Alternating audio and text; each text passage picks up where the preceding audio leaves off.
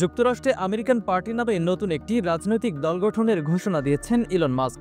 তবে সাবেক ঘনিষ্ঠ মিত্র ইলন মাস্কের এ নতুন রাজনৈতিক দল গঠনের পরিকল্পনার তীব্র সমালোচনা করেছেন মার্কিন প্রেসিডেন্ট ডোনাল্ড ট্রাম্প।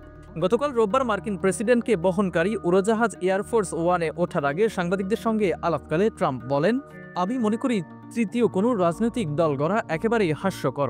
এখন পর্যন্ত যুক্তরাষ্ট্রে দ্বিদলীয় রাজনীতি চলে আসছে।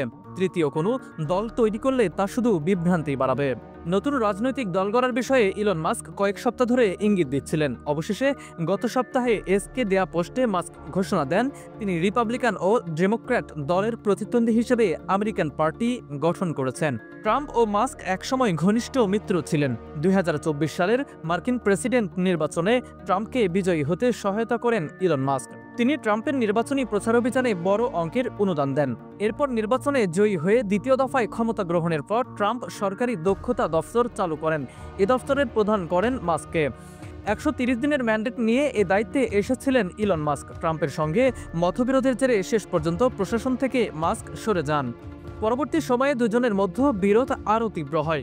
গত শুক্রবার ট্রাম্প বহুল আলোচিত বিগ বিউটিফুল বিল নামে পরিচিত কর ছাড় ও ব্যয় বৃদ্ধির বিলকে আইনে পরিণত করেন। এটির করা সমালোচক মাস্ক পরের দিন শনিবার নতুন রাজনৈতিক দল গঠন করার ঘোষণা দেন।